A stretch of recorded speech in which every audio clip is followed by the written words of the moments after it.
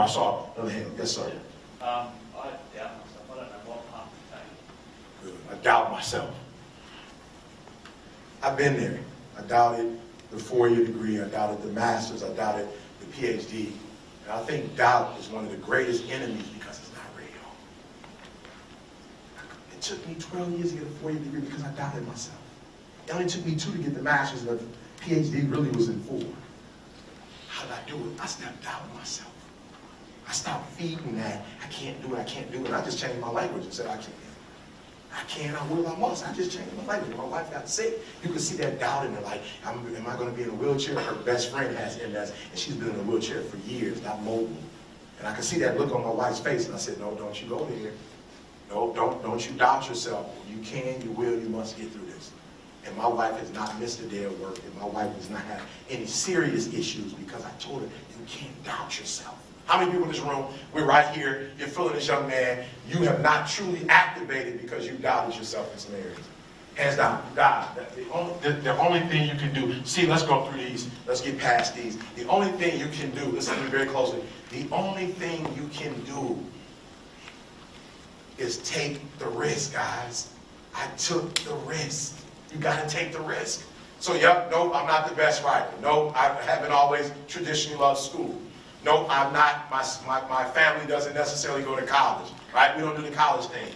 But I had to take the risk, and I can just honestly say, as I stand here in Australia, I'm glad I took the risk. And we're not talking about speaking in Australia, guys.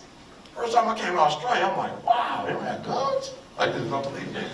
Just walking around without guns, this is great, I like this. Like, I don't carry a gun, but back at home, like 10 out of 10. You know, everybody's got a gun, I'm like, I feel real safe.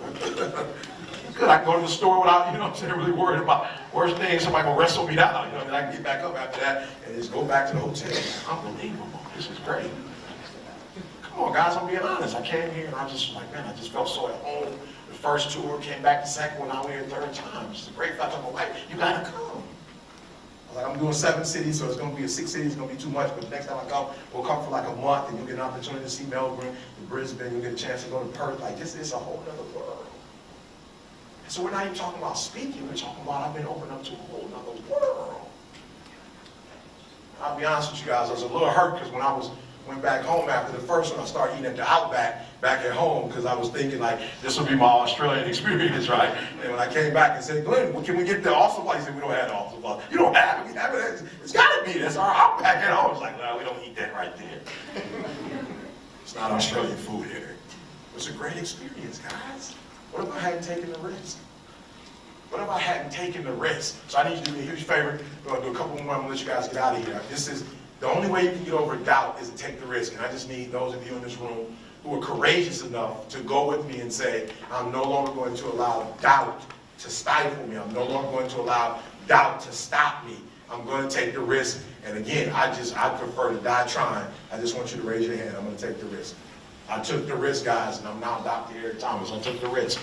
The risk of what? Turning in my paper and being embarrassed. Letting the teacher see this great motivational speaker who doesn't write as well as I speak. And to be vulnerable. I took the risk.